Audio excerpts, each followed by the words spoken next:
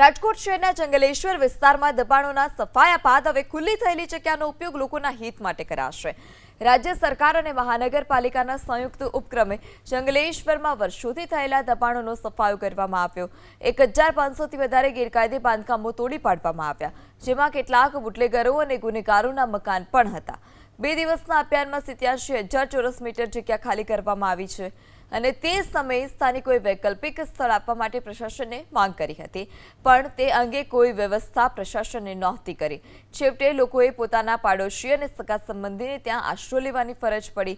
હવે લાખો ટન કાટમાળ હટાવવા માટે મહાનગરપાલિકા ટેન્ડર પ્રક્રિયા હાથ ધરશે। આગામી સમયમાં આ જમીન પર વિવિધ પ્રોજેક્ટ્સ હાથ ધરાશે।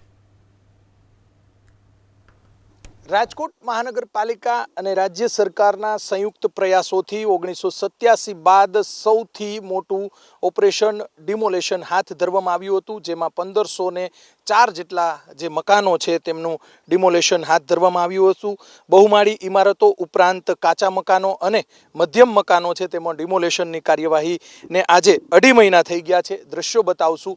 જે મોટા પ્રમાણમાં કાટમાળ અત્યારે પડેલો છે, જે 87,000 ચોરસ મીટર જગ્યા છે તે મહાનગરપાલિકા, પોલીસ વિભાગ અને રાજ્ય સરકારના સંયુક્ત